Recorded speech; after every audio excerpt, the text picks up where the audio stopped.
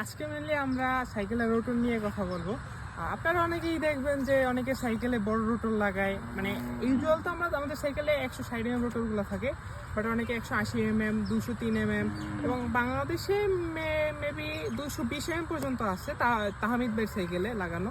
আর বড় রোটরের সুবিধাটা অনেকেই জানেন না। আজকে আমরা বিষয়টা ক্লিয়ার করব। বড় রোটের মূল হচ্ছে গিয়ে পুরো ব্রেকিং সিস্টেমটা হচ্ছে একটা সিস্টেমের ভিতর দেওয়া যায়।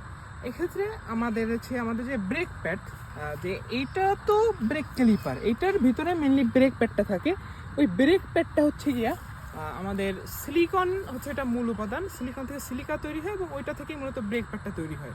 আর এই ক্ষেত্রে মূলত ব্রেক প্যাড এবং যে আমাদের যে রোটরটা, এইটার যে আমাদের সংঘর্ষের ফলে আমাদের ব্রেকিং সিস্টেমটা মেনলি কার্যকর হয়। আর এই ক্ষেত্রে চাপও একটা অনেক বড় ভূমিকা পালন করে। আর চাপের ক্ষেত্রটা কি আমি বলি, চাপের ক্ষেত্রটা হচ্ছে আপনাদের যদি ক্ষেত্রফল বেশি হয় তাহলে অটোমেটিক্যালি চাপটা আমাদের কমে যায়।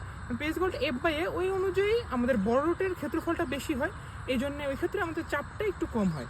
কিন্তু প্রত্যেকটা ক্ষেত্রেই কিন্তু আমাদের বলটা কিন্তু একই থাকে, কিন্তু ক্ষেত্রফলটা বড় হওয়ার কারণে চাপ কমে, আর ক্ষেত্রফলটা কম হওয়ার কারণে চাপটা বাড়ে।